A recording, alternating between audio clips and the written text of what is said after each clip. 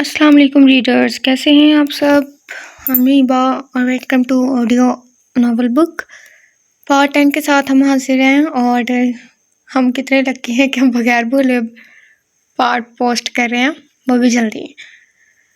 So wait a second, सबसे पहले हमें ब्राइटनेस ज़्यादा करनी पड़ेगी इसकी।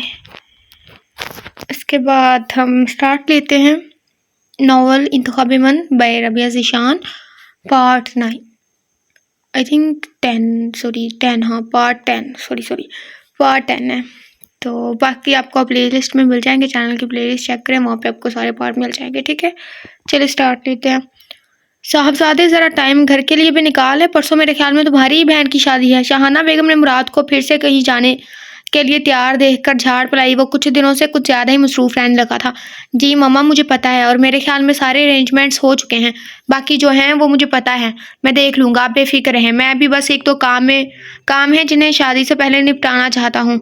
अपने भाइयों को ही देख लो, शादियाँ हुई तो सब अपनी अपनी बीवी को भी प्रॉपर टाइम देते हैं। एक तुम ही निराले, जिसको ना माँ बाप के पास बैठने की फुर्सत है ना बीवी के लिए टाइम है तुम्हारे पास। शाहाना बेगम इसकी क्लास लेने के मूड में थी आज। इनके लिए चाय लेकर अंदर दाखिल होती इरा का दिल जोर से धड़का। अब ये मुराद और इरा ही बचे गए हैं, तो इसका मतलब ये है कि वो जो लड़की है ना, वो इरा और मुराद मतलब इनके बीच ही आने वाली है, क्योंकि मुराद की नज़रें इसी पर जमी हुई थी। जी बेहतर, मैं दोबारा शिकायत का मौका नहीं दूंगा। जवाब तो इसके पास बहुत है, मगर कह नहीं सकता था कि वो इरा को सबके सामने सवालिया निशान ही बनाना चाहता था। और कहता भी तो क्या कि वो घर किसके लिए टिक कर बैठे, जबकि इसे अपने संग बांध के रखने वाली ही इससे लापरवाह थी। जब इसे ही इसके लेट आने पर या ज़्यादा बिजी होने पर कोई इतराज़ नहीं था, तो क्या कर सकता था, इस सिलसिले में बात कर सकता था। सो इसने हर चीज़ को पस पुश्त डालकर इसकी भूल को नज़रअंदाज करके बात करने में पहल की, अपना दिल खोलकर इसके सामने रख दिया। मगर वो ही अनजान बनी हुई थी, तो मुराद ने भी चुप साध ली और खुद को और ज़्यादा मसरूफ़ कर लिया। चच्ची, आप क्यों हाइपर हो रही हैं? मुझे इनसे कोई शिकायत नहीं है, और उन्होंने मुझे बताया था कि कुछ काम ज़्यादा है, इसलिए आप जाने दें इन्हें और आराम से चाय पिएं। वो खुद को कंपोज करती आगे बढ़कर इसकी संजीदा नज़रों से नर्वस होती ही मुश्किल से बात बना पाई। मुराद खामोशी से कमरे से निकल गया। कुछ होश के नाखून लो लड़की, मैं देख रही हूँ कि तुम भी बिल्कुल ही लापरवाह होती जा रही हो। मैं रवायती सास की तरह नहीं हूँ, मगर मेरा एक ही बेटा ही रहा, पर जाने क्यों मुझे पिछले कुछ दिनों से वो बुझा बुझा सा दिखाई दे रहा है। मैंने कई बार इसे रात देर तक लॉन में टहलते देखा है। तुम दोनों के दरमियान सब ठीक है ना बेटा? वो माँ थी, बिना कहीं भी कुछ कुछ जान गई थी। आप बिल्कुल परेशान नहीं हो, सब ठीक है, और आपकी दुआएं साथ है तो सब ठीक ही रहेगा। वो बस कुछ काम का बर्डन है, इसलिए शायद कुछ डिस्टर्ब है, बट परेशानी की कोई बात नहीं है। वो मुस्कुरा कर इन्हें मुतमईन करने की कोशिश करती बाहर निकल आई कि इसे अरमान के निकलने से पहले इसे याद दहानी करवानी थी। मैं तुम्हारे पास ही आ रही थी। अरमान इसे कॉरिडोर में ही मिल गया। जी मुझे याद है, आप बेफिक्र रहें, सब ठीक हो जाएगा। परेशान नहीं हो। ये चेहरा क्यों उतरा हुआ है आपका? नहीं बस कुछ खास नहीं, तुम सब जैसा बोला है सब वैसे ही करना, किसी को खबर नहीं होनी चाहिए ये बात फिलहाल हमारे दरमियान रहनी चाहिए, समझ गए ना? ओके बॉस, अब मैं जाऊँ? ठीक है जाओ। इरा का दिल बहुत उदास हो रहा था। मुराद की नज़रों में कितने सवाल, कितने शिकवे थे। मैडम आ जाए, ज़रा भाभी होने के कुछ फ़राइज़ निभाएं। आप भी हाथ बटाएं इधर आकर। हुरिया ने इसे मुतवज्जा किया तो वो बिजली के साथ इसके साथ बीजान के कमरे की तरफ बढ़ गई। शाह, उशना ने इसकी तरफ रुख मोड़े इसे पुकारा। जी जाने मीर शाह। वो वारफितगी से इसकी तरफ मुतवज्जा हुआ तो एक पल को वो सटपटा गई। हम कहाँ जा रहे हैं? वो दोनों काफ़ी टाइम बाद एक साथ बाहर निकले थे। हम शॉपिंग के लिए जा रहे हैं। इस दिन सब गए थे तो आपको एतराज़ था कि आपको क्यों नहीं जाने दिया, इसलिए आज कुछ फ्री था, सोचा अपनी वाइफी को शॉपिंग करवाते हैं। मीशा ने प्यार भरी एक नज़र इस पर डाली। मगर आप तो शॉपिंग कर चुके हैं मेरे लिए, तो क्या हुआ? मैंने तो सुना है कि लड़कियों को जितनी शॉपिंग करवा दो कम है। कभी कभी हमें लगता है हम दूसरे सियारे की मखलूक हैं। हमें हरगिज़ नहीं पसंद शॉपिंग। आपको बड़ा पता है लड़कियों का। हाँ मेरी बीवी जेलिस भी होती है। इसने ड्राइविंग से ध्यान हटाते एक पल को इसे देखा। जेलिस होती है मेरी जूती। मैं क्यों जेलिस होने लगी? वो मुंह बनाती तंग कर बोली। कुछ देर बाद वो लोग शॉपिंग मॉल में थे।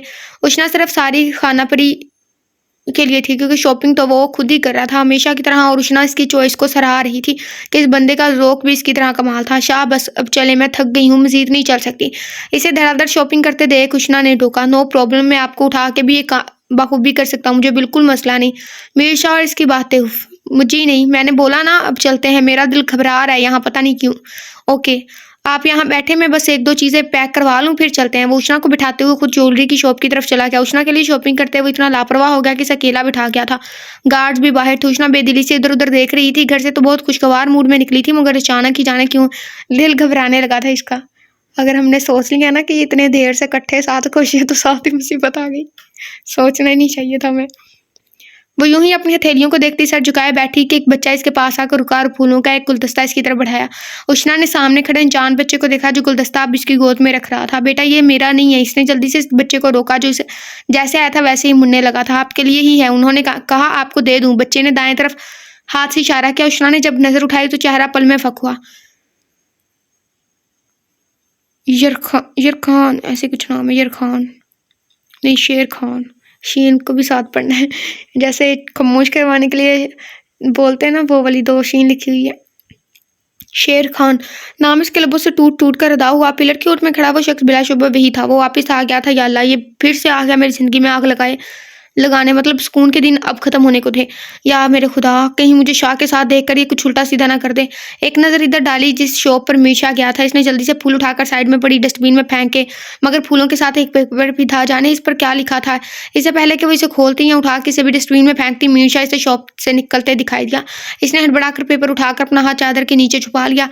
चले मैडम चलते हैं। हालांकि मेरा दिल अभी और शॉपिंग करने का था, मगर मेरी जान थक गई है ना, तो चलते हैं फिर, बाकी फिर सही। मीशा ने इसकी तरफ आते से मुखातिब किया। जी चलते हैं। वो कांपती टांगों से बामुश्किल खड़ी हो पाई, जबकि मीशा जिसकी उड़ी रंगत देखकर तशवीश हुई थी। मीशा को आई थिंक क्या हुआ, तबीयत ज़्यादा ख़राब है? तो डॉक्टर के पास चलते हैं पहले। मीने इसे नरमी से बाजू के हल्के में लिया। उष्णा जल्दी से इससे अलग हुई कि जानती थी वो कहीं छुप कर देख रहा होगा। अच्छे से जानती थी कि इसके करीब आने वाले का वो वहशी क्या हाल करता था। वो मीशा के लिए कोई मुश्किल खड़ी नहीं करना चाहती थी।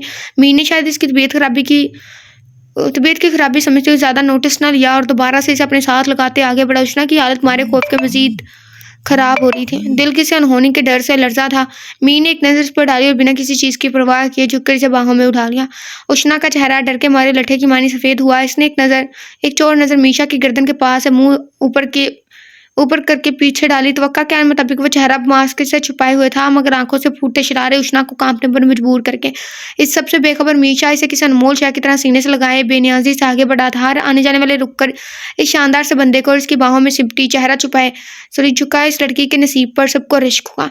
इसे लाकर नरमी से फ्रंट सीट पर बिठाकर वो ड्राइविंग सीट संभाल चुका था। मुलाजिम ने शॉपिंग बैग्स लाकर पिछली सीट पर रखे तो गार्ड्स के हमरा इनकी गाड़ियां वहां से निकली। इस बात से अनजान के कुछ फासले पर एक गाड़ी मुसलसल इनके पीछे थी।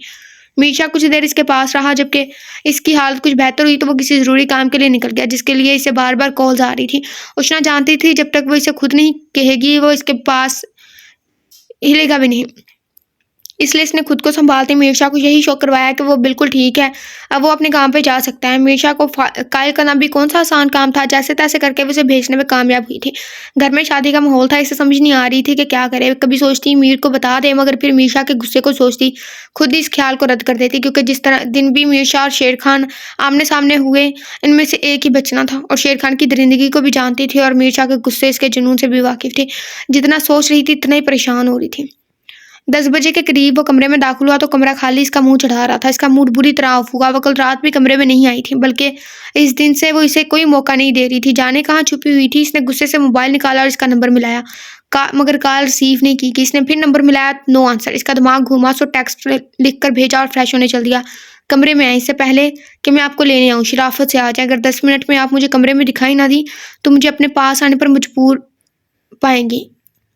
इसका मैसेज पढ़कर महिमा की रीढ़ की हड्डी तक सनसना उठी, मगर वो न जाने वाली थी ये तो तय था। लेकिन अहान का कोई भरोसा भी ना था कि वो सच में आ जाता। अब तो वो इससे हर बात की उम्मीद कर सकती थी। ये वो पहले वाला अहान नहीं था। काफ़ी देर सोचने के बाद इसने मैसेज लिखकर सेंड किया और मोबाइल ही ऑफ कर दिया। फरवा की शादी खैर खैरियत से निपटने तक इसे किसी तरह से ये सब मैनेज करना था, और इसका एक ही हल था कि वो कैसे भी करके अहान के सामने कम से कम जाए। अहान शावर लेकर निकला। सबसे पहले मोबाइल उठाकर इसे कॉल मिलाए, मगर सामने इसका नाम का नोटिफिकेशन देखकर इसने जल्दी से मैसेज ओपन किया, जिसे पढ़कर इसके माथे और गर्दन की रगें एकदम गुस्से से फूल गई। मैं फरवा के पास और वो काफ़ी अपसेट है। 2 दिन बाद तो इसे हमसे दूर चले जाना है, इसलिए मैं इसके पास रुकूंगी। उम्मीद है आप बात को समझेंगे। बिना कोई रिप्लाई किए वो गाड़ी की चाबियां उठाता पिछले दरवाजे से बाहर निकल गया।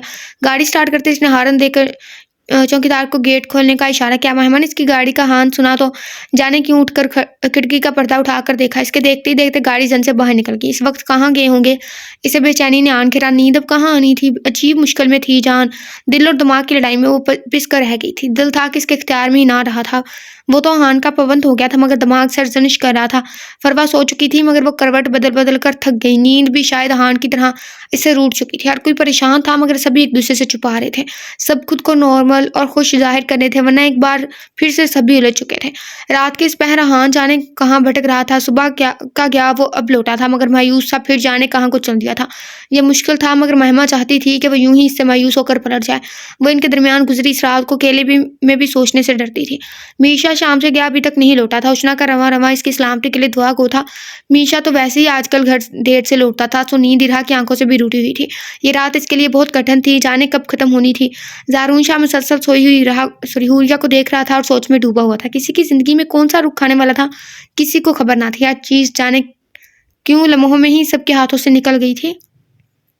अभी तो सारा कुछ ठीक था। इसका एक ही मतलब हो सकता है कि आने वाली एपिसोड्स में राइटर लाजमी कुछ उल्टा सीधा करने वाली हैं। ओके, आगे बढ़ते हैं। अगले 2 दिन सबके ऐसे ही अपनी अपनी परेशानियों में उलझे गुजर गए। सभी एक दूसरे से छुपाए फिर रहे थे। हर बंदा ही सोच के चुप था कि इसकी वजह से कोई गड़बड़ ना हो जाए। इस बात से बेखबर कि यहाँ हर कोई इस तगदो में था। मेहंदी की रस्म के लिए सारी अरेंजमेंट्स ज़ारून और मुराद ने बहुत शानदार करवाई थी। हर तरफ मेहमानों की गहमा गहमी थी। आज खिलाफे तवक्का रूसा बेगम भी अच्छे मूड में थी और शाहाना के साथ मिलकर अच्छे से मेहमानों को वेलकम कर रही थी। बीजान एक तरफ बैठकर सब देख रही थी और साथ साथ हिदायत भी देती जा रही थी। लड़कियां साहब मूल अपनी तैयारियों में मसरूफ थी। किसी की मेहंदी अभी खुश्क नहीं हुई थी, तो किसी का मेकअप भी अभी नामुकम्मल था। भांत भांत की बोलियां थी कमरे में। इन सब ने लाइट ग्रीन और टी पिंक कलर के ड्रेसेस बनवाए थे। उफ यार, और कितना टाइम लगेगा इस हेयर स्टाइल में। मुझे हान के लिए कपड़े भी निकालने हैं। वो आने वाले ही होंगे। अगर बीजान को खबर होगी तो वो मेहमानों के सामने भी मेरी इज्जत अफजाई करने से गुरेज नहीं करेंगी। मेहमा तैयार थी, बस हेयर स्टाइल बन रहा था, मगर इसने सबसे ज्यादा जल्दी मचाई हुई थी। डर पड़ता वो हान के घर आने से पहले इसके कपड़े वगैरह पहले ही निकाल के रख देना चाहती थी, क्योंकि हान के आने के बाद कमरे में जाना मतलब इसके सवालों के जवाब देना। हुरिया, तो मेरे ज़ारून भाई बुला रहे हैं। इरहा ने कमरे में आते ही ज़ारून का पैगाम पहुंचाया। इन्हें क्या काम पड़ गया इस वक्त? कहाँ है वो? हुरिया गजरे पहनती जल्दी से उठी। कमरे की तरफ गए हैं। अब कमरे में इन्हें क्या काम हो सकता है? ये तो इन्हें पता होगा या तुम्हें पता होगा। इरहा ने शरीर होते इसे गुदगुदाया। हो सकता है इन्हें वही काम हो जो मुराद भाई को तुमसे होता होगा। हुरिया ने फौरन साफ बराबर किया। मरो तुम कहीं जाके। अच्छा है ज़ारून भाई तुम्हें यूं ही तंग करें। कोई बात नहीं, मैं मुराद भाई से तुम्हारी तबीयत सेट करवाती हूँ पहली फुर्सत में। वही सब धमकाती बाहर निकल गई। तक तक करते दिल के साथ वो सजी संवरी कमरे में दाखिल हुई। ज़ारून का इसे पता था एक पल में वो इसके दिल की दुनिया जेर जबर कर सकता था। सामने ही वो आईने के सामने खड़ा था। हुरिया का अक्स आईने में उभरा तो मिकान के अंदाज में वापस पलटा। कोई इतना प्यारा कैसे हो सकता है? फिर सारे का सारा कैसे हो सकता है? बस ये शेर लिखा हुआ है। नजरें इस पर जमाए भोजन से लहजे में कहते हुए इसके बिल्कुल सामने खड़ा था। हुरिया की पहले आंखें, अब सर भी झुका हुआ था। जैसे प्यारी होना इसका कोई बहुत बड़ा जुर्म हुआ। ज़ारून ने थोड़ी सा चेहरा सामने किया, मगर आंखों पर पलकों की चिलमिल अभी भी गिरी हुई थी। मैंने तो सुना था मोहब्बत सिर्फ एक बार होती है, मगर मुझे तो लग रहा है कि मोहब्बत बार बार हो जाती है, जैसे मुझे अभी आपसे हो गई है। तो पहले कितनी मोहब्बतें फरमा चुके हैं जनाब। हुरिया गलत ट्रैक पकड़ चुकी थी। अल्लाह माफ़ करे बीवी, मैं आपको ऐसा लगता हूँ क्या? वो आंखें पटपटाता बोला। अभी आपने ही कहा कि अभी आपको मुझसे मोहब्बत होगी है, तो पहले किससे, बल्कि किससे हुई है? वो शर्मो हया बोले। अब उसकी क्लास ले रही थी। यार खुदा को मानो, मेरा और मतलब था। ज़ारून को सही में आशिकी गले पड़ती लग रही थी। ये जो आपको बार बार मोहब्बत हो जाती है, क्या मतलब है फिर इस बात का? वो बाकायदा इसका गिरबान पकड़े खड़ी थी। पहले दिन भी यूं ही पंजे झाड़ कर पीछे मेरे गिरबान को पकड़े हुए थी आप। ज़ारून ने इसे इनके निकाह वाले दिन का वाक़या याद करवाया। बात को मत घुमाएं, जो पूछ रही हूँ उसका जवाब दें। ये सच है, मुझे कई बार मोहब्बत हुई है। ज़ारून का अंदाज बिल्कुल भी मजाक वाला नहीं था। हुरिया की गिरफ्त इसके कॉलर पर ढीली पड़ी, आंखें लबलब नमकीन पानियों से भर गई, मगर हर बार रेह की लड़की सो जाती है। इसकी कमर में हाथ डाले ज़ारून ने इसे अपने करीब तरीन किया। कौन है? एक लड़की जिसने जाने कौन सा जादू किया कि ज़ारून शाह को अपना पाबंद कर लिया है। इसकी तरफ झुकते अपना चेहरा बिल्कुल इसके चेहरे के करीब लाते वो सहज गाते लहजे में बोला। हुरिया की धड़कनें बेतरतीब हुई। इसने किस्मसा कर पीछे हटने की कोशिश की। सब बाहर वेट कर रहे होंगे, आप पहले तैयार हो जाएं। हुरिया ने इस सिचुएशन का एहसास दिलाया। मगर मेरा बिल्कुल बाहर जाने को दिल नहीं कर रहा। हम कुछ देर बाद चलेंगे। हरगिज़ नहीं, मैं नहीं रुक रही। अभी चलें वरना मैं जा रही हूँ। जा सकती हैं तो चली जाएँ। ज़ारून ने इसकी कमर पर अपनी गिरफ्त मज़ीद मज़बूत की। ज़ारून प्लीज़ चलते हैं ना। वो जानती थी ऐसे वो नहीं मानेगा। बोला ना थोड़ी देर बाद। इसके बालों से होते हुए वो इसके कंधे पर लब रख गया। हुरिया को इसके इरादे ठीक नहीं लग रहे थे। Shah no please. वो इसकी आंखों से यहाँ होते पैगाम खूब समझ रही थी, मगर वो हमेशा की तरह इसकी कब सुन रहा था। मेरा मेकअप खराब हो जाएगा अगर आपने अभी के अभी मेरी बात ना मानी तो मैं नाराज़ हो जाऊंगी आपसे। वो बुरी फंसी थी आकर। और अगर आपने मेरी बात ना मानी तो मैं भी आपसे नाराज़ हो सकता हूँ, माइंड इट। अच्छा मानूंगी, बट अभी बाहर चले, बाद में मैं आपकी बात मानूंगी पक्का। वो जल्दी से वेट मुक्क मुका कर बाहर जाना चाहती थी। मुक्क मुका मतलब खत्म करके। कभी कभी पंजाबी लिखी हुई है राइटर ने भी अंदर। सोच लें, अब से लेकर अब आपके कमरे में वापस आने तक मैं जितना सब्र करूंगा, बाद में इतना ही आपके लिए मुश्किल हो सकता है। सोच लिया, अब चलें। वो बात की बाद में देखी जाएगी, सोचती जल्दी से बोली। Okay done. कहते हुए उसके लबों पर झुका। मेरी लिपस्टिक खराब हो जाएगी। हुरिया ने जल्दी से इसके होंठों पर अपने मेहंदी से सजा हाथ जमाया। आपसे और आपकी लिपस्टिक से तो मैं अच्छे से निपटूंगा। वो वार्निंग देता पलटकर बाल बनाने लगा। हुरिया अपनी सांसें बहाल करती सोफे पर टिक गई। इरा सबसे पहले तैयार हो गई थी कि वो फरवा की इकलौती भाभी थी, तो इसे शाहाना बेगम के साथ भी बहुत से काम देखने थे और इसी चक्कर में वो मुराद के लिए कपड़े निकालना भी भूल गई। हद हो गई है रहा। वैसे वो खुद को डिप्टी जल्दी से कमरे की तरफ बढ़ी। वो सामने ही ऑफ वाइट सूट में तैयार खड़ा घड़ी पहन रहा था। कमीज शलवार वो ज़्यादा नहीं पहनता था, मगर इस पर बहुत सूट करती थी। जैसे अभी ऑफ वाइट सूट में वो मजीद वचिया लग रहा था। कुछ पल तो इरा नजर ही ना हटा सकी, फिर खुद को संभालती आगे बढ़ी। मुराद ने कमरे में इसकी मौजूदगी महसूस करते नजर उठाई तो सामने वो कील कांटों से लेस मुराद का जबरदस्त आजमा रही थी। इसकी गहरी नजरों से इरा नर्वस हो रही थी, मगर वो फिर भी बिना पलक झपकाए से ही देख रहा था। आप तैयार हो? कि मैं आपके कपड़े ही निकालने आई थी, बस काम में मेरे जहन से ही निकल गया। इरा कोई सूरत हाल में घबराहट हो रही थी, इसको मुतवज्जा करने को वो और कुछ ना सूझा तो यही बोल गई। इसके आवाज पर मुराद को होश आया, जबकि इसकी बात पर एक तरफ मुस्कुराहट ने इसके लबों का हाथ तक किया। चले शुक्र है आपको ख्याल तो आया, वरना तो ऐसी बात नहीं है मुराद, अब गलत समझ रहे हैं। तड़प ही तो गई थी इसकी बात पर। तो फिर कैसा है आप ही बता दें, जो ठीक है वो समझा दें, क्योंकि मैं भी अब इस सब का कोई हल चाहता हूँ। मेरा फैसला आपको बहुत जल्द पता चल जाएगा। अभी के लिए मेरे ख्याल में चलना चाहिए। वो दिल कड़ा करते बोली। मुराद कुछ देर खामोश इसे देखता रहा, फिर वैसी ही खामोशी से आगे बढ़ा तो इरा भी इसके हमकदम हुई। मीरशा किसी काम के बाइस आज के फंक्शन में शामिल नहीं था। शायद कल वो आ जाता, मगर अभी कंफर्म ना था।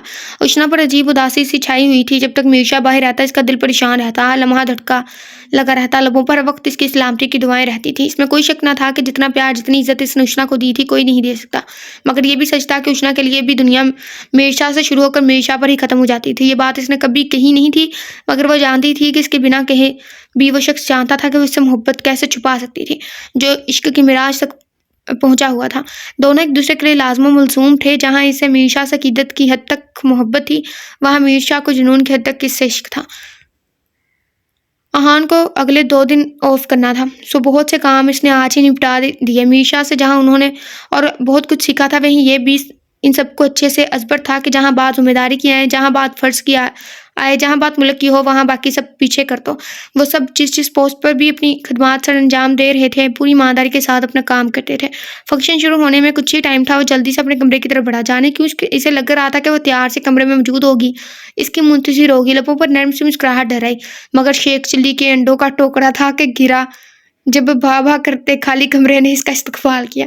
इसने वहीं से कदम वापस मोड़े। बात सुने, इसने काम वाली को आवाज़ दी। मेहमा कहाँ है? इन्हें बोले मेरे कपड़े निकाल दें आकर। इसने काम वाली के हाथ पे पैगाम भेजा और कमरे में टहलते इसका इंतजार करने लगा। 2 ही मिनट बाद दरवाज़ा खुला तो वो जल्दी से वापस पलटा। वो तो जी मसरूफ़ है, कह रही है आपके कपड़े उन्होंने वाशरूम में हैंग किए हुए हैं, बाकी चीज़ें भी निकाल कर रखी हुई हैं। ओके आप जाए, मैंने काम वाली को वापस भेजा। महिमा का रवैया इसकी समझ से बाहर था। पहले दिन तो इसने ये सोच कर जाने दिया कि वो वहाँ से झिझक महसूस करी थी, वो यही सोच के नज़रअंदाज कर गया है, शर्म की वजह से इसके सामने नहीं आ रही। मगर मुसलसल 3 दिन 3 रातों से वो कमरे से फरार थी। इसे तो लगा था कि अब इनके दरमियान सब ठीक हो जाएगा। इनका रिश्ता अब अमली तौर पर भी बन चुका था। फिर ऐसी क्या वजह थी कि वो इसके सामने आने से भी गुरेज करी थी। इसे तशवीश भी हो रही थी और गुस्सा भी आ रहा था। यह एहसान भी नहीं चाहिए, मैं खुद निकाल सकता हूँ अपने कपड़े। इसने गुस्से से आगे बढ़कर कबर्ड खोलकर कपड़े निकाले, मतलब वो महमा के निकाले कपड़े नहीं पहनने वाला था। ठा से कबर्ड बंद करते वो फ्रेश होने के लिए चल दिया। तैयार होकर बाहर निकल आया कि वो पहले ही लेट था, जिस पर यकीनन इसे बीजान की डांट सुनने को मिलने वाली थी। कभी कभी तो तुम लोगों की रूटीन देखकर मुझे महसूस होता है कि गलती की जो तुम सबको ही इस लाइन में जाने दिया। हद है, घर का फंक्शन और साहबजादे अब टहलते हुए आ रहे हैं, जबकि तुम लोगों के सरगुना मीर शाह का कोई अता पता ही नहीं है। तुम लोग दुनिया से अनोखे ही हो और तुम सबके काम और भी निराले हैं। साबित वक्त बीजान के पास पहुंचते ही इसकी क्लास शुरू होगी। ब्रो, तो आपको पता एज यूजुअल किसी इंपॉर्टेंट मिशन पर हैं और फिर इनका काम भी तो इतना रिस्की है, जबकि मैं अभी पूरे 2 दिन घर पर मौजूद हूँ। आप फिक्र ना करें। पहले तुम सबकी पढ़ाइयाँ खत्म नहीं हो रही थी, कोई किधर चला गया पढ़ने, कोई किधर, और अब तुम सबके काम ही खत्म नहीं होते। सारा मुल्क क्या तुम भाई ही चला रहे हो? आप तो ऐसे ही गुस्सा हो रही है। भाग गया हूं ना। आहानी ने रिलैक्स करने को प्यार से बोला। तुम सबकी औलादें होंगी ना, तब मैं पूछूंगी कि कैसे फिक्र नहीं होती अपने बच्चों की। बीजान आज भरी बैठी थी। बीवी लिफ्ट नहीं करवा रही, बच्चे के आसमान से गिरेंगे? वो सारे लॉन में नजरें घुमाता मुंह में बड़बड़ाया। मुश्किल से बीजान को ठंडा करते वो, बीवी लिफ्ट नहीं करवा रही, बच्चे आसमान से गिरेंगे। मुश्किल से बीजान को ठंडा करते वो मुराद की तरफ बढ़ा, मगर इससे पहले ही इसके कदम जकड़े जा चुके थे। वो रंग बिरंगी चूड़ियों से भरी टोकरी उठाए इराह से बातों में मगन स्टेज की तरफ बढ़ रही थी। आहान हर चीज से बेखबरी से देख रहा था। आज कोई डर ना था कि कोई देख लेगा, किसी को शक ना हो जाए, किसी को कुछ पता ना चल जाए। आज वो पूरे हक से इसे देख रहा था। फिर कुछ सोचकर एक तरफ को चल दिया। माहिमा की नजर भी अभी इस पर नहीं पड़ी थी। बर्दाश्त और गुस्से से आहान के दिमाग की नसें फटने वाली हो गई थी। क्यों इसका जबरदस्त आजमा रही थी, क्यों इसके सामने आने से गुरेज कर रही थी। मैं ये सब सेट कर रही हूँ, तुम फरवा को देखो। सब ओके है ना? मैं बस आती हूँ। फिर फरवा को बाहर लेकर आते हैं। इराह टोकरियां सेट करके रख रही थी, जबकि महिमा वापस पलट गई। पैरों को जूता फ्राक दोनों साइडों से उठाए वो अपने ध्यान चल रही थी कि अचानक ही किसी ने से एक साइड पर खींचा। डर के मारे महिमा के मुंह से चीख निकली, जिसकी आवाज दबा दी गई थी। लब नीचे इसे निस्बतन नीम अंधेरे कोने में ले जाकर दीवार के साथ लगाते हाथ इसके अतराफ में रखे। आंखें नीचे वो अपनी तेज होती धड़कनों को संभाल रही थी। जब इसके मखसूस मर्दाना क्लोन की खुशबू आपने बहुत करीब महसूस हुई तो इसका दिल गहरी खाई में जा गिरा। अपने चेहरे पर मुसलसल इसकी पुरतपिश निगाहें महसूस करते बामुश्किल इसने आंखें खोलकर इसकी तरफ देखा। आहान की आंखों में इस वक्त जो नाराजगी और अजियत थी, महिमा को हिला कर रख दिया। इसने एक नज़र महिमा पर डाली तो इसकी आंखों की सुर्खी देख महिमा का दिल दहल गया। इसकी आंखें चीख चीख कर बयान कर रही थी कि वो रात चकों के अजाब में था। वो इससे इसीलिए बचती फिर रही थी कि अगर वो इसके सामने गई तो कहीं फिर से वो कमजोर ना पड़ जाए। महिमा ने इसके लिए वाइट सूट निकाल कर रखा था, मगर वो इस वक्त स्याह रंग के कमीज शलवार में बहुत नुमाया लग रहा था। स्याह रंग एक तो महिमा को वैसे ही बहुत पसंद था, मगर इसे लगा कि शायद ही इसने स्याह रंग किसी पर इतना जचते देखा हो। क्यों कर रही हैं आप ऐसे? इसने इंतहाई सर्द लहजे में पूछा तो महिमा का दिल डूब कर उपड़ा। वो मैं फरवा, इससे बात भी नहीं बन पा रही थी। क्यों इस तरह कर रही है मेरे साथ? क्यों तड़पा रही है मुझे? नहीं सह पा रहा, मैं पल पल मर रहा हूँ। इस पर झुकते वो बोझल सा बोला। महिमा का दिल सीने में सर पटकने लगा। मैं तो बस फरवा की वजह से। वो इसकी ऐसी मजनू जैसी हालत देख बुरी तरह उलझ गई थी। आज रात अगर आप अपने कमरे में ना आई तो मैं अभी बता रहा हूँ, आप जहाँ भी हुई मैं बिना किसी की परवाह किए आ जाऊंगा। मोबाइल बंद करके आप क्या समझती हैं मुझसे बच जाएंगी आप? इसलिए अभी बता रहा हूँ, आज रात आप मुझे मेरे पास मेरे कमरे में चाहिए। गुस्सा तो मुझे बहुत था, मगर इससे ज्यादा कुछ नहीं कर सकता। इसके सर से पेशानी टिकाए बोला तो महिमा की आंखें झिलमिलाई। बहुत प्यारी लग रही हैं, मगर जाने क्यों मेरी नहीं लग रही। मैं चाहता हूँ कि मेरी छाप आप पर इतनी गहरी हो कि लोगों को मेरा अक्स नजर आए आप में। इसके पेशानी पर अपने तिश्ना लब टिकाए वो कुछ पल से इसे महसूस करने को आंखें मूंद गया। ओके, ये एक गजल है। अगर हमने इसको पढ़ लिया ना, पक्का वीडियो को कट करना पड़ेगा, क्योंकि हमसे सिर्फ पढ़ा ही नहीं जाता। कोशिश करते हैं। तुम्हारा नर्मो नाजुक हाथ हो अगर मेरे हाथों में, तो मैं समझूं कि जैसे दो जहां है मेरी मुट्ठी में। तुम्हारा कुर्ब हो तो मुश्किलें काफूर हो जाएं, ये अंधे और काले रास्ते भी पुरनूर हो जाएं। तुम्हारे गेसों की छांव मिल जाए तो सूरज से उलझना बात ही क्या है। उठा लूं अपना साया तो मेरी औकात ही क्या है। मेरे बारे ना कुछ सोचो, तुम अपनी बात बतलाओ। कहो तो चलते रहते हैं, कहो तो लौट जाते हैं। अटकने लगे थे, मसी बचाए। इसका बहुत ज्यादा गंभीर लहजा, इसके अल्फाज महिमा फिर से पिघल रही थी। इसकी कुर्बत से फिर से सबसे बेगाना बना रही थी। इससे ज्यादा मेरी गुनाहगार आंखें नहीं दे सकती। अरमान रंग में भंग डालते वहां एंट्री मार चुका था। या अल्लाह खैर, ये अरमान कहाँ से आ गया? तो मत देखो, आंखें बंद कर लो अपनी। आहान ने सहूलत से जवाब दिया, जबकि महिमा करंट खाकर दूर हटी।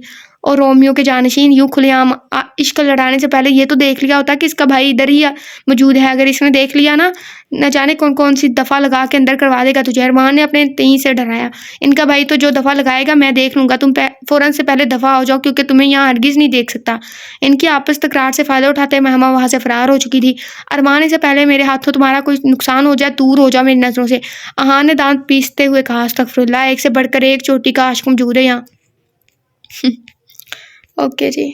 महिमा का दिल कानों में धड़क रहा था, जैसे जो ऑर्डर्स जारी हुए थे वो इसका दिल दहलाने को काफ़ी थे। कमरे में जाना मतलब हान के सवालों के जवाब देने होंगे, जिनके लिए वो अभी बिल्कुल तैयार ना थी। हैरत की बात है कि जब इसे ये सब पता था तो फिर भी इसने जवाब क्यों नहीं किए थे। हालांकि इसे तो ये सब पहले तय कर लेना चाहिए था, मगर फिर भी वो क्यों कंफ्यूज हो रही थी। दिल और दिमाग उलझ रहे थे आपस में। किधर रह गई थी? मैंने तुम्हें कमरे में भेजा था। इरहानी से सीढ़ियों के पास जमे देख खिलाया। हाँ, वो मैं बस आ ही रही थी। वो गायब दिमागी से आंखें पड़ी। फरवा माशाल्लाह से बहुत प्यारी लग रही थी। इसे स्टेज पर लाकर बिठाया गया तो बाकायदा रस्म का आगाज हुआ।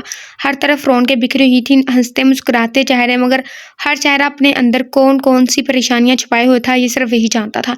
महिमा का दिल उचाट हो चुका था हर चीज से। वो कहीं चुप के बहुत सारा रोना चाहती थी, मगर जब्त कर रही थी कि अब तो आदत हो चली थी के सामने खड़े हान की पुरशौक निगाहों ने इसे बेहाल किया हुआ था। किस मुसीबत में फंसा लिया था इसने खुद को।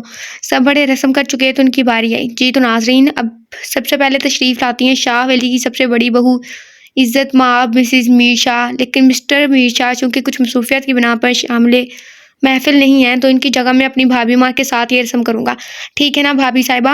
और अगर आपके शाह साहब को कोई इतराज हुआ तो वो आप देख लीजिएगा। अरमान ने उष्णा की उदासी देखते हुए मस्खरी की, जबकि वो इस शख्स का हवाला भी उष्णा की सांस उथल पुथल कर देता था। वह सबकी मौजूदगी में छिनप सी गई। आज भी वो यूं ही घबरा जाती थी। इससे याद आया इरहा लोगों की शादी पर इसकी झिझक को देखते हुए वो कैसे साए की तरह इसका हमकदम रहा था। एक बार फिर इसका ख्याल इसे हर चीज से बेखबर कर क्या था। वापिस आ जाइए, मैं मुंतजिर खड़ा हूँ। अरमान की शरारत पर वो शर्म से नजर झुका गई। वो स्टेज पर खड़ा था। उष्णा हौले हौले कदम उठाती इसकी तरफ बढ़ी। सबकी नजरें इसे खुद पर ही महसूस हो रही थी। इसकी टांगें कांपने लगी।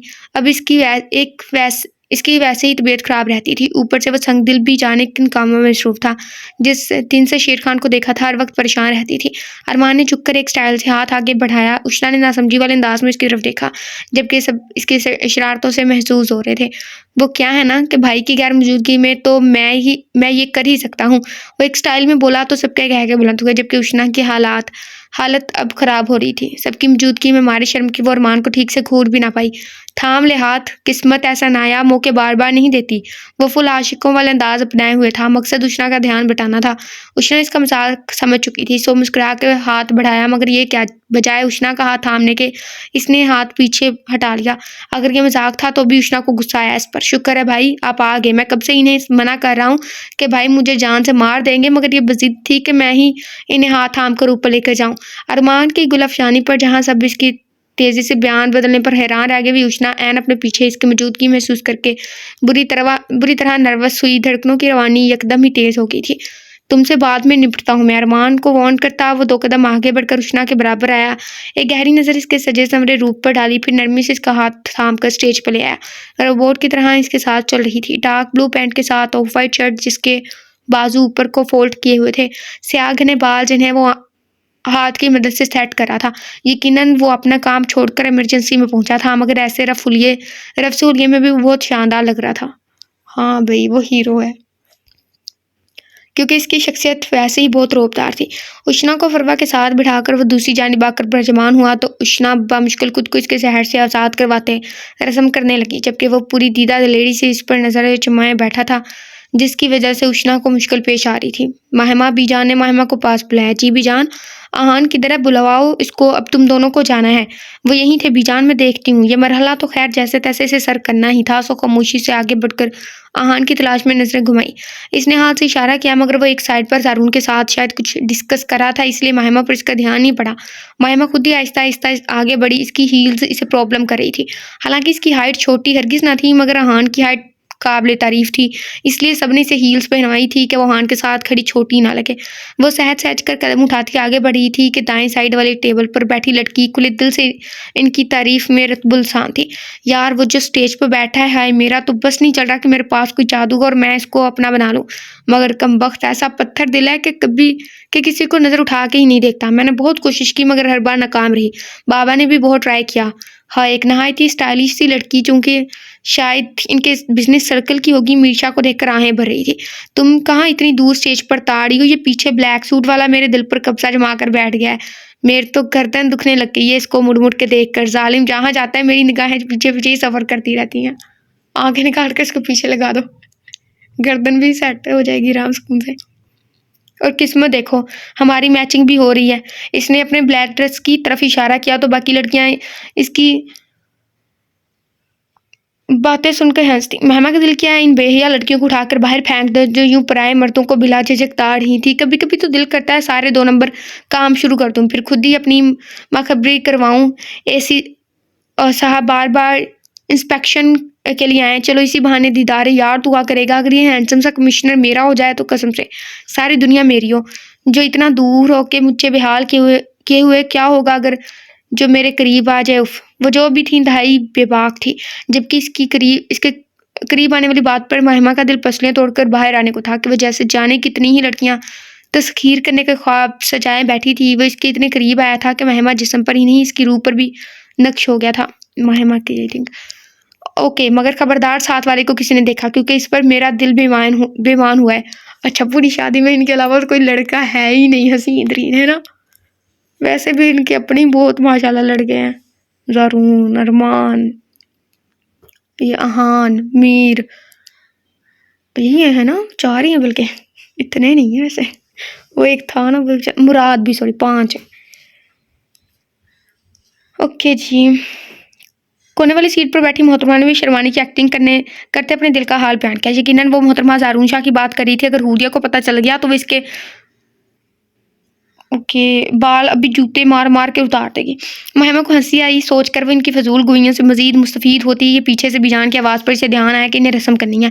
अगर आपकी बातें ख़त्म हो गई हैं तो चले, कब से आवाज़ें दे रही हूँ। वो इन लड़कियों का गुस्सा हान पर निकाल रही थी। जब वो इसके लिए वाइट सूट निकाल कर रख कर आई थी तो क्यों इसने ब्लैक पहना। महिमा का बस नहीं चला था, यहाँ तो इन लड़कियों को उठाकर बाहर फेंकते या हाथ को ले जाकर अभी चेंज करवाएं, मगर क्या फ़ायदा, इस पर सब जचता था। तुम मेरे साथ बातों में लगे हुए हो, मेरी बहन चैली सो रही है शायद। ज़ारून ने महिमा को छेड़ा। अगर जो ऐसा होता, मरना चाहते हैं, हाँ नाच देते हुए लहजे में इसे ही देखते हुए बोला, जबकि वो भाई के सामने ऐसी बात पर सड़क पड़ी।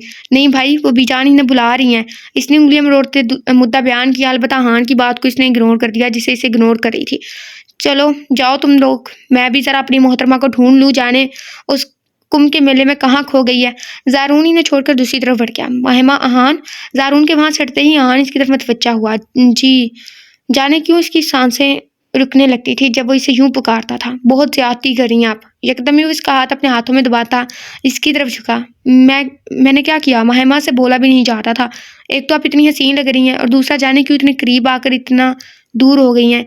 इसका लहजा सरगोशिन माँ था। महिमा इसे क्या बताती कि एक तो वो था बहुत डैशिंग, दूसरा इसकी ऐसी बातें महिमा का कितना बुरा हाल करती थी। वो हमें रस्म करनी। वो फरार की राह निकालती आगे बढ़ी जबकि इसका हाथ अभी तक अहान के हाथ में होने के बायस महिमा को रुकना पड़ा। महिमा ने गर्दन मोड़ी कि इसे आगे बढ़ने का कहे, मगर इसकी आंखों से छलकते शिकवे से फरीज करके वो सच था जो इसने पहले देखा या सुना था, या फिर ये सच था जो वो हान की आंखों में देख रही थी। लंबी सांस लेते हान इसके साथ आगे बढ़ा। हाथ इसने बेहाल नहीं छोड़ा था, जिस पर महिमा को सब घर वालों के सामने शर्म आ रही थी। मगर इन लड़कियों के पास से गुजरते इनके लटके हुए मुंह देखकर महिमा को एक कमीनी सी खुशी हुई। और बहुत सी चीज़ों की तरह ये सब भी इसके लिए नया सा था। आज इसे सराहने वाला मौजूद था जो सबसे बेखबर बस इसी पर नजर जमाए हुए था। बहुत से मौक़ों पर जब सब कपल्स फंक्शन अटेंड करते तो वो खुद को हमेशा अधूरा सा महसूस करती थी, मगर आज इसका हस्बैंड इसके साथ था। मगर क्या ये सिर्फ आरसी था? जब सब उसे समझाते थे तब वो बहुत पुराने खोल से बाहर नहीं निकलना चाहती थी, मगर अब जब दिल की दुनिया बाद हुई तो जुदाई मुंह खोले खड़ी थी। वीरानी के मनहूस साए ने दिल को झगड़ लिया था। इसने दिल के हाथों मजबूर होकर एक चोर नजर इस साहर पर डाली, मगर फौरन से पहले नजरें झुकानी पड़ी कि वो इसे ही नहाने में मसरूफ था। नहीं, ये क्या मुसीबत लगाई हुई वो लड़की, किसकी तरफ है? कभी महिमा ये कहती है जुदाई मतलब ऐसा कुछ भी तो फिर महिमा की तरफ है, कभी इरा अरमान को कुछ बोलती है तो क्या उनकी तरफ है?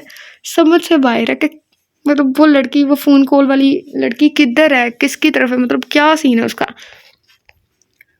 वो बच्चा नहीं था जो समझ ना पाता महिमा करवैया को, मगर उलझन ये थी कि इसे क्या बात परेशान करी थी, किस बात ने इसे ये सब करने पर मजबूर किया था? क्या वजह थी? वो चाहता था कि बजाय भागने के वो इससे शेयर करे। चले हमारी बारी है इसके बाद। हूरिया जो इरा के साथ सर जोड़े जाने को उन सी बातों में मसरूफ थी, ज़ारून के आवाज़ पर पड़ी। और तुम नकम्मी लड़की, मेरी बीवी की जान छोड़ के अपने शोहर पर तवज्जो दो, जिसको लड़कियां घेरे खड़ी हैं। हद होती है लापरवाही की। भला कोई तुक बनती है? इतने हसीन बंदे को तुमने अकेला छोड़ा हुआ है। ज़ारून ने मोहल्ले वाली आंटी का रोल प्ले करते इरा की तवज्जो हूरिया से हटाकर मुराद की तरफ मबजूल करवाई। जाने वो सच कह रहा था या एमी से मंजर से हटाने को बोल रहा था, मगर इरा का दिल बुरी तरह परेशान हो चुका था। ऐसी कोई बात नहीं है, समझे आप? इसने यही शो करवाया कि इसे फ़र्क नहीं पड़ता, जबकि वो अब जल्द से जल्द मुराद तक पहुंचना चाहती थी। वो ज़रा उस तरफ देखो, क्या वो तुम्हारा ही शोहर नामुराद है? ज़ारून ने इसे पकड़कर आगे किया और लास्ट टेबल की तरफ इशारा किया, जहाँ मुराद खड़ा था और इसके साथ 2 लड़कियां खड़ी थी, मगर वो थी कौन? इरा को तो पतंगे ही लग गए। इनको तो मैं देख लेती हूँ, आप जाएं। वो दांत पीसते खूंखार तासरात के साथ मुराद की तरफ बढ़ी। एक्सक्यूज मी लेडीज, मुझे अपने हस्बैंड से 2 मिनट बात करनी है। इसने मुराद के बजाय डायरेक्ट इन लड़कियों को मुखातिब किया, साथ ही बड़े तरीके से अपना तारफ भी करवा दिया। मुराद तो हैरान ही रह गया इसका अंदाज देखकर। जी जी ज़रूर, आपको भला हमारी परमिशन की क्या ज़रूरत है? इनमें से एक लड़की ने फीकी सी मुस्कान के साथ कहा। मैंने इजाज़त कब मांगी? मैंने जस्ट तो बताया है, वरना इनसे बात करने के लिए मुझे किसी और की के तो क्या इनकी भी परमिशन दरकार नहीं, मेरे पास परमिट है इनसे बात करने का। वो मीठे से लहजे में बाजार मुस्कुराते हुए बोल रही थी। वो लड़कियां खसियानी सी हंसी हंसती अपनी सीट्स पर बैठी, जबकि मुराद को तो अब गश पड़ने वाला था। इससे पहले कि वो इसके स्टाफ के साथ मैंने मजीद कोई गुलफशानी करती, मुराद इसे बाजू से पकड़कर एक कोने में ले गया। ये क्या था मिसेस मुराद? इसने इस पर नजरें जुमाएं पूछते इसे अपने करीब किया। गुस्से में आकर वो सब बोल तो गई थी, मगर अब दिल धक धक कर रहा था। वह नजरें झुकाए खामोशी रही कि इसके पास कोई जवाब न था। मेरी बीवी जेलस भी होती है? मुझे तो पता ही नहीं था। एक दिलकश सी मुस्कुराहट ने मुराद के लबों का अहाता किया। जी नहीं, वो मैं बुलाने आई थी। बीजान हमें बुला रही हैं। इत्तला के लिए अर्ज है क्या? आप दुल्हन के भाई हैं। वो अपनी शर्मिंदगी मिटाने को उस पर चढ़ दौड़ी। दुल्हन की भाभी फ्रंट लाइन पर मौजूद है, इसलिए मुझे कोई फिक्र नहीं। मैं पीछे खड़ा होकर देख रहा हूँ। माशाल्लाह से वो बहुत अच्छे से सब संभाले हुए हैं, मुराद ने इसकी लट कान के पीछे करते कहा, जबकि वो कहना चाहती थी कि वो देख चुकी है कितना वो इसे देख रहा था, मगर फिर से वही बेवकूफ़ी नहीं करने वाली थी। वो रस्म के लिए बुला रही हैं बीजान। वो अब इसकी इस कदर नज़दीकी पर नर्वस हो रही थी, कुछ देर पहले वाला कॉन्फिडेंस की जा सोया था। जाने आपके दिल में क्या इरहा, मगर जो भी है ये सब बहुत तकलीफ है मेरे लिए। मेरी ज़िंदगी खुद मेरे लिए सवालिया निशान बनी गई है। लोगों को नज़र आने वाला एक मुकम्मल और कामयाब ऑफिसर किस कदर अकेला है।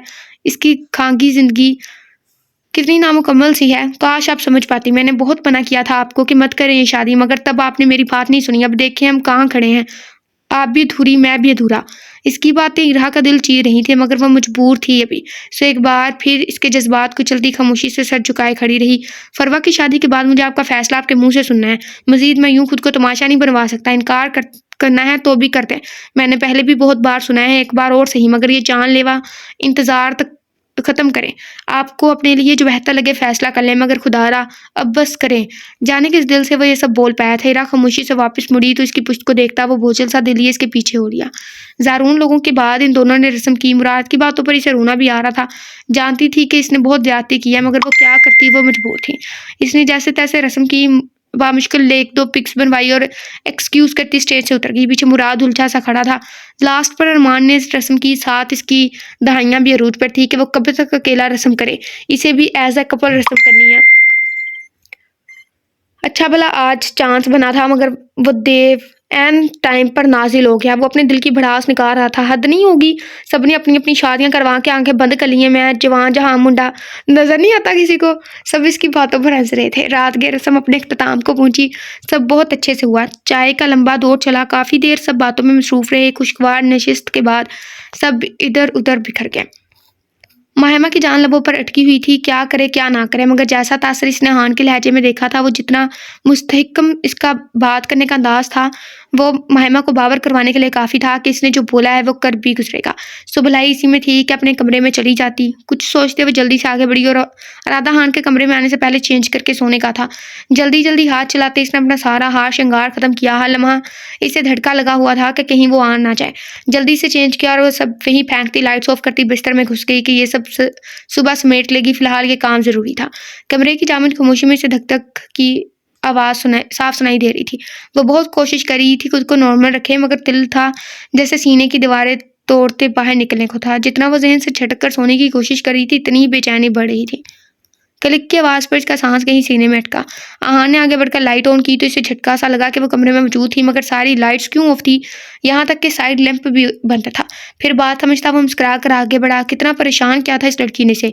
आहान ने आगे बढ़कर मोबाइल अपनी तरफ वाली साइड टेबल पर रखा और एक एक करके इसकी सारी चीज़ें समेट कर जगह पर रखी, जो कि वो इससे बचने में यूं ही जगह जगह फैली हुई थी, छोड़ के हाफ ओढ़े लेटी हुई थी। फ्री होकर इसने अपने लिए ट्राउज़र शर्ट निकाला और फ्रेश होने चल दिया।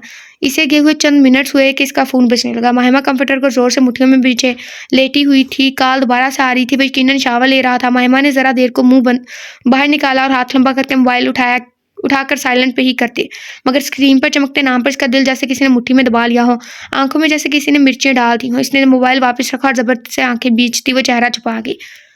ओह, तो महिमा वाली साइड पर ही है वो लड़की। पक्का कंफर्म लग रहा है, मतलब ना 99%। हालांकि वो सब जानती थी, वो इसे कोई त्रास ना था, बल्कि वो खुद यही चाहती थी, मगर ये इतना तकलीफदा था कि इसकी जान निकल रही थी। ने बाहर निकलकर बालों को कंघी करने के बजाय उंगलियों से ही सेट किया, लाइट्स ऑफ की और बिस्तर की तरफ बढ़ा। अपनी जगह पर लेटे इसने 2-4 मिनट इसको देखा। जानता था वो हरगिज भी सोई हुई नहीं थी। सो आराम से हाथ बढ़ाकर इसे अपने सार में लिया। जब मैंने बोला था कि आप मुझसे दूर होने की कोशिश नहीं करेंगी, तो फिर इस गुस्ताखी का मतलब। इसके बालों पर लपकते हाथ ने इसके गिर्द अपनी गिरफ्त मजबूत की। महिमा की जान पर बनाई थी। कब मौन आप जाग रही हैं, मैं जानता हूँ, इसलिए सीधे सीधे जवाब दें जो पूछ रहा हूँ। महिमा खामोश रही। क्या चीज़ परेशान करी है आपको, बताएं मुझे। क्या है जो आप सब करने पर मजबूर हो गई हैं। अपने बालों पर इसके लबों का लिमिश महसूस करते महिमा का दिल कर लाया। बताएं ना। हान ने झटके से इसे अपने ऊपर खिलाया तो महिमा को आंखें खोलनी पड़ी, मगर इसकी रोई रोई आंखें हान को मजीद परेशान कर गई। हान की जान, क्या बात है, मुझसे शेयर करें, बताएं मुझे। बेचैन सा होता बारी बारी इसकी आंखों को अपने पुरतबिश लिमिट से मजीद सुलखा गया। कुछ नहीं, महिमा मध्यम सा बोली। झूठ नहीं, मुझे सिर्फ सच सुनना है। वो बिल्कुल संजीदा था। अक्सर सच सुनने वाले नहीं होते, बहुत अजियतनाक होते हैं। वो तलखी से मुस्कुराई। तकलीफदार झूठ होते हैं महिमा, सच तो सुकून होता है यार। कुछ सच आपका सुकून छीन लेते हैं। वो जाने क्यों इतनी तलख हुई थी। पॉइंट पर आए, क्या बात है। वो नरमी से इसे साथ लगाए हुए नीम दराज था जब वो आहिस्ता से इससे अलग हुई। मुझसे दूर जाने की आपको इजाज़त नहीं है अब। हान ने वाज़ह तौर पर इसे बावर करवाया। मगर मुझे आपकी नज़दीकी कबूल नहीं। वो एक ही जुमले में हान को पस्तियों में धकेल गई। इसके हाथ पर हान के हाथ की गिरफ्त कमज़ोर पड़ी। मैं आपको कबूल नहीं, मगर हमारे दरमियान जो भी हुआ, इस वक्त मैं अपने हवास में नहीं थी, और शायद आप भी। कुछ पल के लिए बहक गए, भटक गए, मगर मैंने बोला ना, मुझे ये सब कबूल नहीं है। आहान का दिल हज़ारों टुकड़ों में बट गया। हवेली वालों के एहसानों का बदला आप चुका चुके हैं। मजीद खुद पर जबर मत करें। अपनी ज़िंदगी की तरफ लौट जाएं, और अभी भी आपकी मुंतज़िर है। बहुत प्यार करती है आपसे। आप भी हवेली वालों का डर दिल से निकाल कर इसकी तरफ कदम बढ़ाए। मैं वादा करती हूँ आपसे सबको संभालना मेरा काम है। कोई आपसे कुछ नहीं कहेगा। हान वो बोल रही थी और वो खाली खाली नज़रों से इसे देखता सुन रहा था। इसकी बरसों की मोहब्बत को इसने एक जुमले में मिट्टी में मिला दिया। ये कह करके वो बहक गया था, भटक गया था। किसने कहा ये सब आपसे। इसकी आवाज़ में ऐसा सर्दपन था कि महिमा की रीढ़ की हड्डी तक सनसना उठी। Laiba Rizvi, I am right. आप मेरी वजह से इसके साथ ज्यादती नहीं कर सकते। हान वो आपसे बेइंतहा मोहब्बत करती है। आप इसके पास लौट जाएं प्लीज़। मेरी वजह से आपने ये सब किया। मैं बहुत शर्मिंदा हूँ। मैंने बारहा बोला था, मगर किसी ने मेरी नहीं सुनी। ले दे के आपको पकड़ कर आगे कर दिया और आप खामोशी से मान गए। मोहब्बत हार गई, एहसान जीत के। एक लड़की को आप ऐसे बीच राह में कैसे छोड़ सकते हैं हान। खैर, जो हुआ सो हुआ। अब ये सब नहीं चलेगा। मैं सिर्फ फरवा की शादी की वजह से खामोश थी, इसलिए आपके सामने नहीं आ रही थी, बस। या और कुछ। महिमा को हैरत हुई। इसके ख्याल में तो हान को बहुत कुछ कहना चाहिए था, और ना सही तो एक बार झूठा ही कह देता कि महिमा ऐसा कुछ नहीं है, बस इतना ही। महिमा ने भी बात लपेट दी कि जितना बात बढ़ेगी से खुद भी इतनी ही तकलीफ होगी। आपको कहीं भागने की जरूरत नहीं है। आपका घर है, आपका कमरा है, और ना ही आज के बाद मैं दोबारा कभी बहकूंगा ना भटकूंगा। ये मेरा आपसे वादा है, इसलिए आप बेफिक्र रहें, रिलैक्स होकर सो जाएं। गाड़ी की कीज अपना वॉलेट निकालता वो खामोशी से उठकर चल दिया। एक बात और। पीछे से महिमा की आवाज़ ने इसके कदम जकड़े। आप लाइबा से कभी ये बात नहीं करेंगे कि वो इससे आगे कह नहीं पाई कि क्या। वो इसकी तरफ पलटा कि हमारे बीच, आप समझ रहे हैं ना जो मैं कह रही। ओ अच्छा समझ गया, बेफिक्र है, मैं इसे नहीं बताऊंगा कि मैं बहक गया था। आंखों में जलाकर खाकस्तर कर देने वाला तासर लिए वो कमरे से निकलता चला गया। पीछे महिमा फूट फूट कर रोती, तो महिमा की तरफ ही था।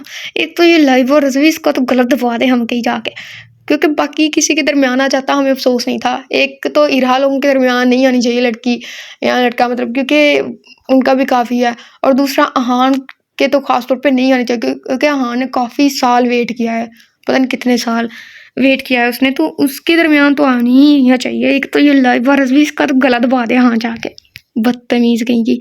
सारे काम निपटा कर वो थका हारा अपने कमरे की तरफ बढ़ा। हालांकि इरहा के रवैये ने इसे इतना उलझा दिया था कि वो कमरे में जाना ही नहीं चाहता था, मगर सुबह बारात थी इसलिए इसका घर रुकना ज़रूरी था।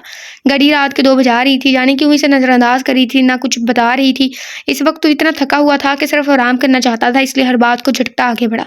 दरवाज़ा खुलते ही कदम ज़मीन ने जकड़ लिए। कमरे में जगह जगह फूलों के बुके पड़े थे, साथ ही जगह जगह सोरी वाले कार्ड रखे हुए थे।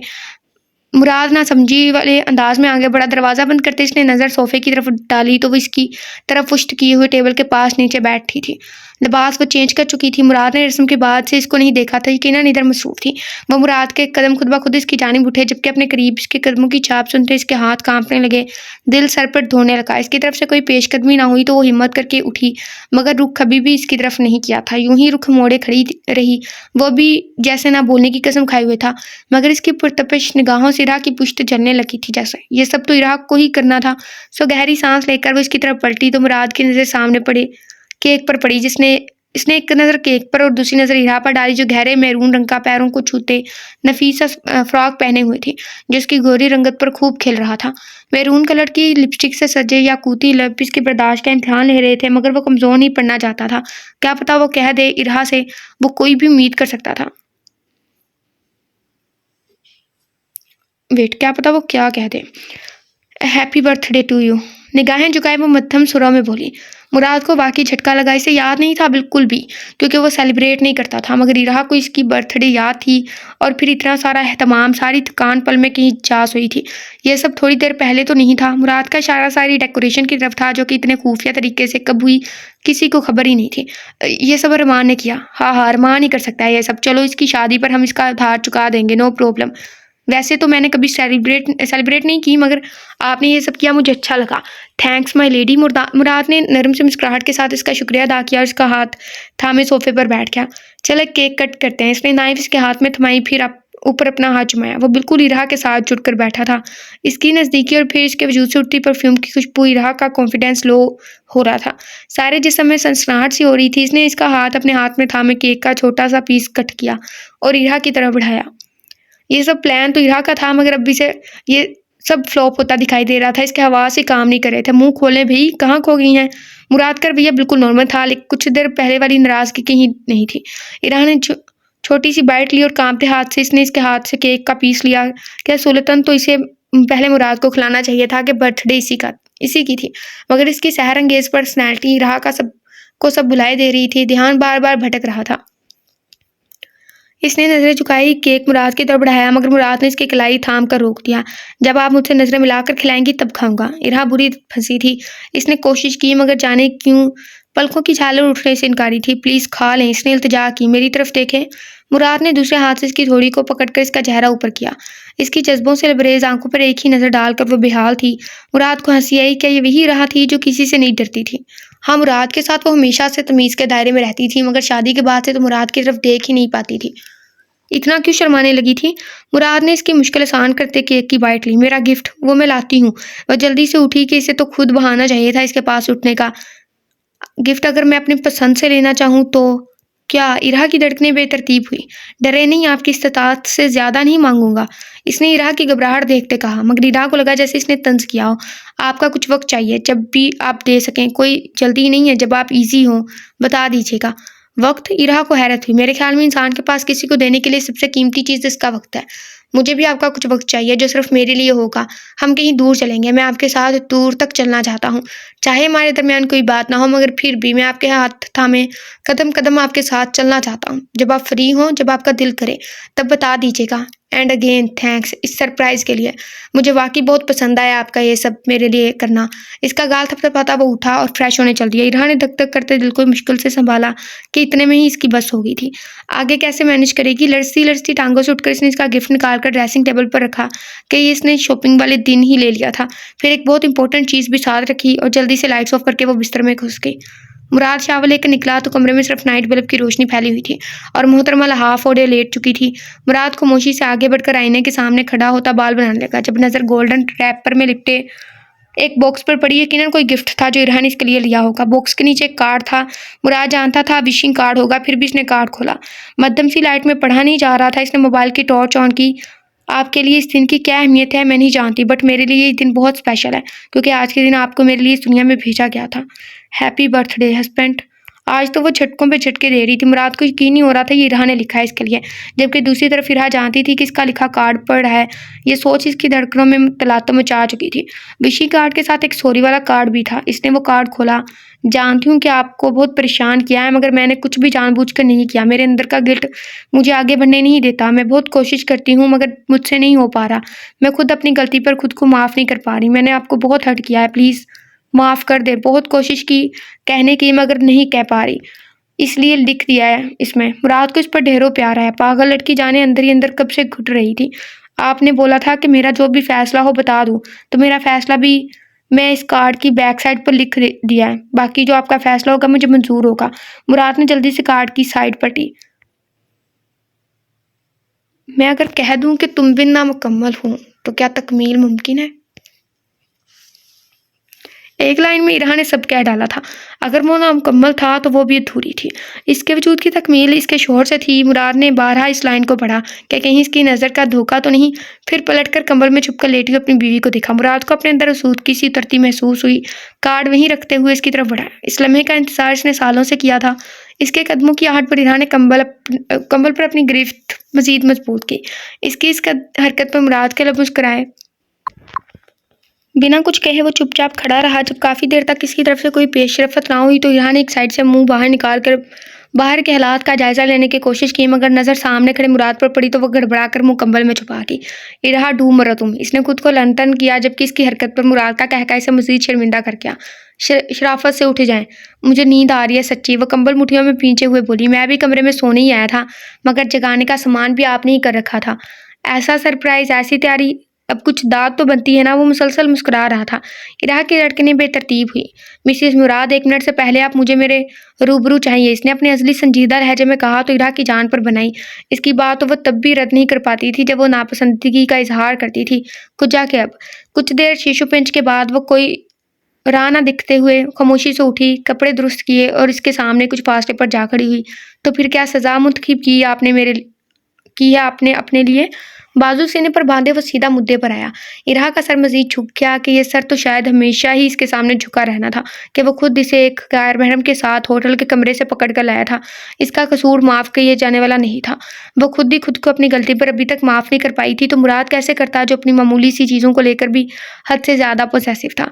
मुराद ने एक कदम इसकी तरफ बढ़ाया और इरहा ने एक कदम पीछे हटाया। फिर जितने कदम मुराद इसकी तरफ बढ़ाया वो इतने कदम पीछे हटती गई, यहाँ तक कि पीछे बेड पर गिरने वाली थी जब मुराद ने हाथ बढ़ाकर इसे अपनी तरफ खींचा और झटके से घुमाकर इसकी पुष्ट अपने सीने से लगाई। हाथ इसके कब्जे में थे। इरहा का दिल जैसे हथेलियों में धड़का। इसकी गुर्बत इरहा को बेहाल कर रही थी। बहुत सताया आपने, बहुत तकलीफ, बहुत अजियत में मुब्तला रहा हूँ, लेकिन अगर हिसाब करने बैठा तो रात बीत जाएगी, क्योंकि मेरे बहुत से हिसाब निकलते हैं आपकी तरफ। बहुत लंबा इंतज़ार करवाया आपने। क्या जवाब देंगी आप इस सब का जो रवैया आप अपनाए हुए हैं? मैंने पहले मुश्किल से खुद को संभाला है। रोज़ मरता था, रोज़ जीता था, कितनी ही बार टूटा, मगर मैं चाहकर भी आपको कोई सज़ा नहीं दे पाया, क्योंकि अपने से कमज़ोर पर ताकत दिखाने वाले को मैं मर्द नहीं मानता। इसलिए खुद से खुद ही उलझता रहा। फिर आहिस्ता आहिस्ता आपके अंदर आने वाली बदलाव ने मुझे एक बार फिर आपकी तरफ मुतवज्जा किया। वक्त के साथ साथ मेरा दिल फिर से आपकी तरफ पलटने लगा, आपको देखकर हमकने लगा, मगर हर बार आपका इनकार किसी चाबुक की तरह मेरे दिल को लहूलुहान कर देता और मैं अपने जख्म हुए दिल को लिए खामोशी से पलट जाता। हम तेज तो नहीं पढ़ रहे, प्लीज़ बता दीजिएगा। आई एम सॉरी मुराद, मैं हर लम्हा मर रही हूँ। हर पल मेरा एहसास से जुड़ा मुझे कुछ कोके लगाता है। मैंने कुछ भी जानबूझकर नहीं किया। मैं जब भी आपकी तरफ बढ़ने लगती कम्प्लेक्स में पड़ जाती हूँ। मैं खुद को आपके काबिल नहीं समझती और यही मेरी सज़ा है। वो फूट फूट कर रोती अपनी हालत बयान कर रही थी। इसका रवा रवा मुराद का तलबखार था, मगर वो खुद को इस काबिल नहीं समझती थी। अब बहुत ऊंचा उठने वाले यूं ही मुंह के बल गिरते हैं। मुराद ने इसे रोने दिया कि सारा गुबार निकल जाए। काफ़ी देर रोती रही कि हिचकी बंद गई। बस करें, एक आंसू नहीं बहना चाहिए। इसने अपने मखसूस अंदाज में ऑर्डर जारी किया। खुद को संभालते जब कुछ आवाज़ बहाल हुए तो हिचकी लेती कसमसा कर दूर होने की कोशिश की। मैंने कहा ना, जिस दिन मेरा ज़बर टूटा आपके लिए कहीं कहीं कोई पनाह ना होगी मेरी पनाहों के सिवा। इसके कान की लू को लबों में दबाते हुए इरहा की रूह तक खींच गया।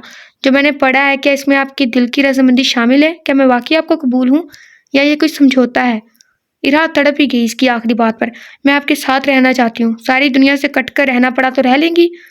जी, फ़ौरन जवाब आया। मुझे मेरी कंज़र्वेटिव सोच के साथ अपना लेंगी? अगला सवाल आया।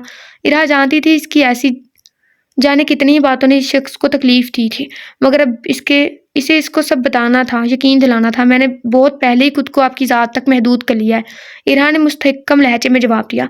अगर मैं ये कहूँ कि मेरे साथ रहते हुए आपको मुझसे मोहब्बत भी करनी पड़ेगी, तो एक नापसंदीदा इंसान से मोहब्बत कर लेंगी आप?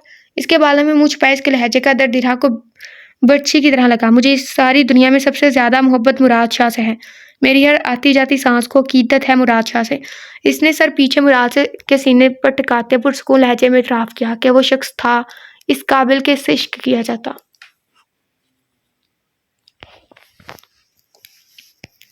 जवाब में मुराद ने इसे इतनी ज़ोर से सीने में पींचा कि इरहा को लगा इसकी पसलियाँ टूट जाएँगी। मैं ये बात तब तक सुनना चाहता हूँ जब तक मेरे दिलो-दिमाग से आपका किया गया इनकार मिट नहीं जाता। फिर से कहें कि आपको मुराद शाह से मोहब्बत है? मुझे मुराद शाह से बेइंतहा मोहब्बत है। इरहा ने आंखें मूंदे एक जज़्ब से फिर कहा, और सरशार सा इसे अपने हिसार में लिए खड़ा था। मेरे लिए दुनिया मुराद शाह से शुरू होकर मुराद शाह पर ख़त्म हो जाती है। इन आंखों को इससे ज़्यादा देखने की चाह नहीं थी।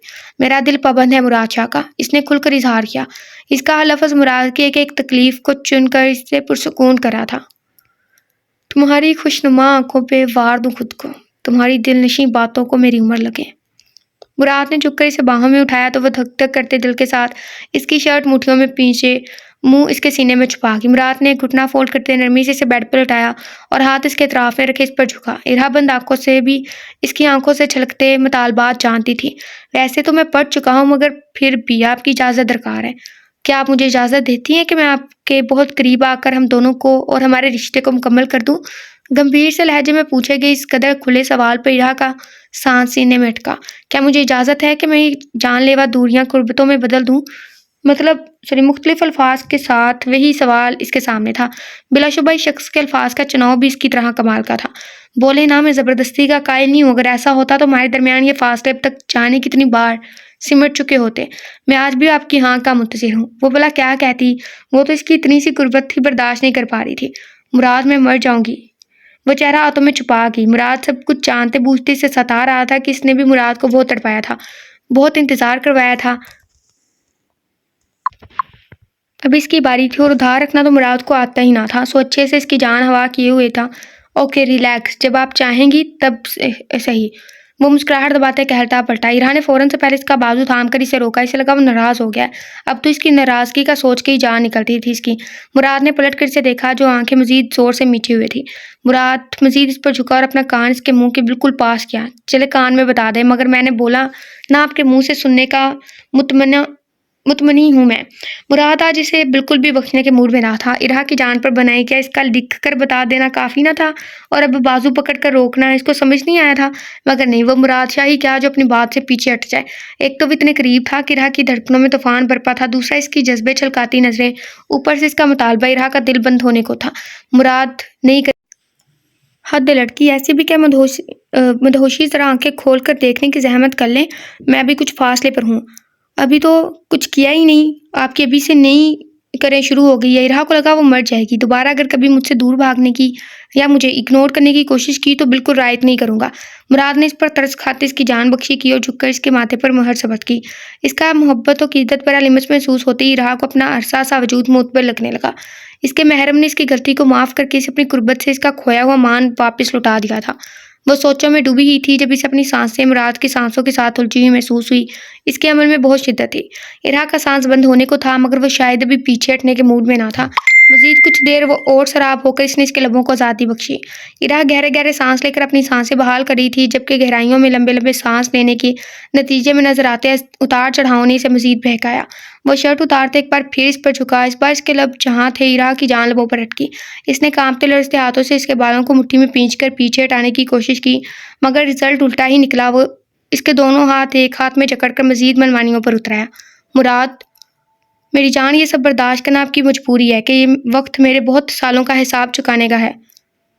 असाब ज़रा मजबूत रखें कि अभी तो शुरुआत है, बहुत कुछ सहना है अभी। खमार-लूत लहजे में इसकी ऐसी सरगोशियाँ और इसकी बढ़ती गुस्ताखियाँ इरा की जान का आज़ार बनी हुई थी। वो एक-एक करके सारे हिजाब हटाता इरा को सिमटने पर मजबूर कर रहा था। वो इससे छिपने को इसी के सीने में पनाह ढूंढ रही थी। गुजरती रात के साथ इरा भी मुराद के बाहों में कतरा-कतरा पिघल रही थी। हर तरफ सरशार खुमारी रक्सा थी। मुराद का जो रूप आज इरा ने देखा था, वो शोक थी। ये वो मुराद नहीं था जैसा इसने इसे हमेशा देखा था, अकड़, संजीदा, बहुत रूठ सा। ये कौन सा मुराद था जो अब्बर की मानिंद इरा के वजूद पर बरस रहा था? ये खुशनुमा इकरार, ये कस्में, ये वादे इरा को खुद अपना आप भी बुला रहे थे। बस याद था तो मुराद शाह जा बजाय इसका लिमस से महका रहा था। फितरी शर्मो हया से सिमटती, बार बार इसकी आंखों पर हाथ रखकर देखने से रोकती, वो बेहाल हो रही थी। मुराद ने इसकी साइड पर जलता वाहिद लैंप भी बुझा दिया, जिससे इरा की कुछ तो मुश्किल आसान हुई। ओके, आगे बढ़ते हैं। आहिस्ता आहिस्ता आहिस्ता आहिस्ता आगे बढ़ते बढ़ते राइटर नावल को बोल्ड कर रही हैं हमारे हिसाब से। हमें नहीं पता कि आप लोगों को कैसे नावल पसंद है, लेकिन हम रोमांटिक पढ़ते हैं। हमने जैसे कि कल की वीडियो में बताया था, मोस्ट रोमांटिक भी पढ़ सकते हैं, लेकिन हम बोल्ड नावल नहीं पढ़ते। जैसा कि इस नावल के एंड से हमने कुछ चीज़ से हदफ कर लिए हैं, ऐसे कुछ बोलते हैं उर्दू में। शायद हमने गलत ना बोला हो, तो आप लोग चाहें तो खुद पढ़ सकते हैं प्लीज़।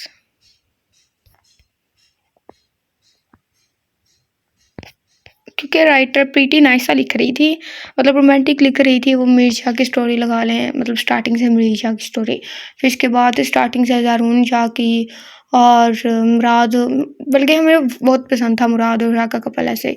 तो ये स्टोरी स्टार्टिंग से ठीक थी, लेकिन आहिस्ता आहिस्ता करके वो रोमांटिक से, मोस्ट रोमांटिक से ना हल्का हल्का ना दूसरा शिफ्ट हो गया कि कुछ अल्फाज का चुनाव ये शायद ठीक नहीं है। क्योंकि एक राइटर जो होती है ना, वो उनके बस में होता है रोमांटिक भी लिखे ना। एक अच्छी राइटर रोमांटिक भी लिखेंगी ना, तो रोमांटिक आपको मतलब एक वाइब देगा, लेकिन वो अल्फाज, जो अंदाज होता है ना, या अंदाज़े बयां या अल्फाज या बॉडी लैंग्वेज, वो अच्छी होती है। मतलब ना रोमांटिक वाइब भी आती है, लेकिन बॉडी लैंग्वेज गलत भी नहीं होती।